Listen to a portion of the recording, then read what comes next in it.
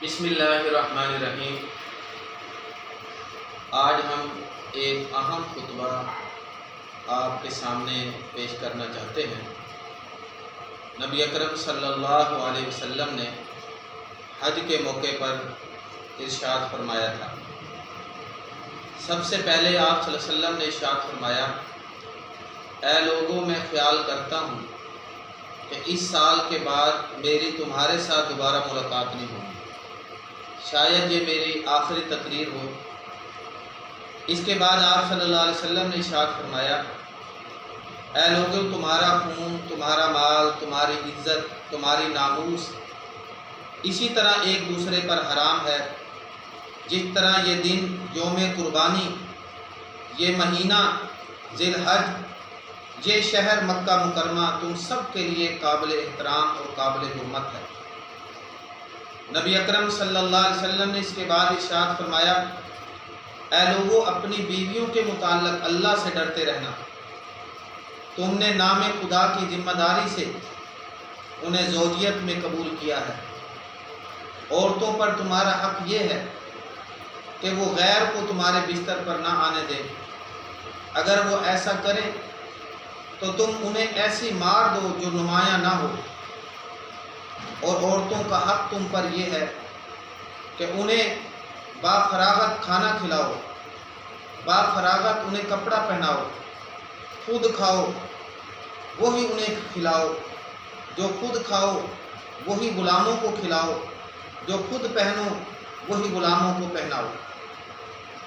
نبی اکرم صلی اللہ علیہ وسلم نے اس کے بعد ارشاد فرمایا، اے لوگوں، آج میں جاہلیت کے تمام قواعد و رسومات کو اپنے پاؤں کی قدموں سے پامال کرتا ہوں۔ میں جاہلیت کے قتل و غارت گیری اور آپس کے جھگڑوں کو ملیا میٹ کرتا ہوں، اور سب سے پہلے میں اپنے خاندان کے مقتول ربیہ بن حارث کے خون سے، جسے حذیل نے قتل کیا تھا، میں دستبردار ہوتا ہوں، میں اس کے لیے معافی کا اعلان کرتا ہوں۔ زمانہ جاہلیت کہ تمام سود کو میں ختم ہونے کا اعلان کرتا ہوں، اور سب سے پہلے اپنے خاندانی سود عباس بن عبد المطلب کے سود سے دستبرداری ہونے کا اعلان کرتا ہوں۔ پھر فرمایا، اے لوگوں، تم سب کا خدا ایک اللہ ہے، تم سب کا باپ بھی ایک ہے، تم سب کا خدا بھی ایک ہے، لہذا کسی عربی کو اجمی پر، کسی گورے کو کالے پر، کسی امیر کو کسی غریب پر کوئی برتری حاصل نہیں۔ ہاں، افضل اللہ کے نزدیک وہی ہے، اعلیٰ اللہ کے نزدیک وہی ہے جو دوسرے کو مسلمان سمجھتا ہے، جس کے اندر تقویٰ ہے، جس کے اندر طہارت ہے، جو پرہیزگار ہے، اللہ کے ہاں وہ معزز ہے، اللہ کے ہاں وہ اکرم ہے، اللہ کے ہاں وہ اعلیٰ ہے۔ پھر نبی اکرم صلی اللہ علیہ وسلم نے ارشاد فرمایا، وَأَنْتُمْ تُسْأَلُونَ عَنِّي فَمَا أَنْتُمْ قَائِلُونَ، ایک دن اللہ تعالیٰ تم لوگوں سے میرے متعلق گواہی طلب کرے گا، تم اس وقت کیا جواب دو گے؟ اس مجمع عام میں جوش و خروش سے یہ آواز جاری ہوئی، اِنَّكَ قَدْ بَلَغْتَ وَأَدَّيْتَ وَنَصَحْتَ، اللہ کے رسول، آپ نے سب احکام پہنچا دیے، آپ نے فرض رسالت ادا کر دیا، آپ نے کھوٹے اور کھرے کو علیحدہ کر دیا۔ اس وقت نبی اکرم صلی اللہ علیہ وسلم نے صحابہ کی جب یہ آواز سنی تو شہادت کی انگلی آسمان کی طرف اٹھائی، اور آپ صلی اللہ علیہ وسلم نے مجمع کی طرف اشارہ کرتے ہوئے فرمایا، اللہم اشہد، اللہم اشہد، اللہم اشہد۔ اے اللہ، خلق خدا کی گواہی سن لے، اے اللہ، خلق خدا کا اعتراف سن لے، اے اللہ گواہ ہو جائے۔ اس کے بعد ارشاد فرمایا، جو میرے صحابہ یہاں حاضر ہیں وہ میری بات غائبین تک پہنچائیں، میری ہدایات ان تک پہنچائیں، میری یہ بات اب آپ نے ان تک پہنچانی ہے۔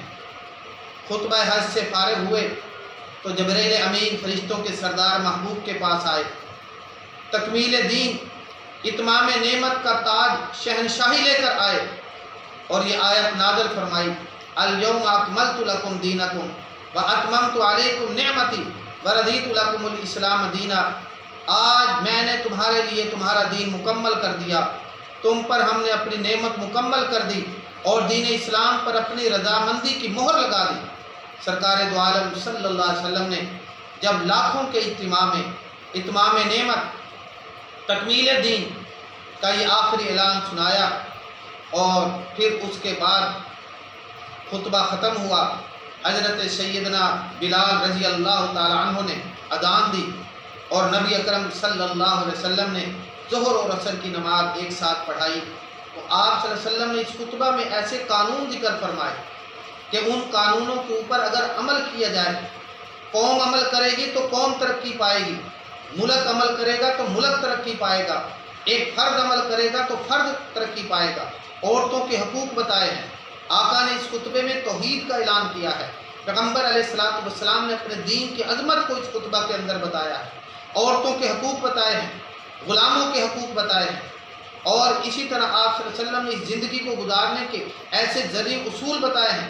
لیکن افسوس صد افسوس، ہم نے برادری کے قانون کو مقدم رکھا، خاندان کے قانون کو مقدم رکھا، اپنے محبوب پیغمبر سرکار دو عالم صلی اللہ علیہ وسلم کی تعلیمات، آقا دو عالم صلی اللہ علیہ وسلم کے اسوہ حسنہ کو ہم نے مؤخر کر دیا۔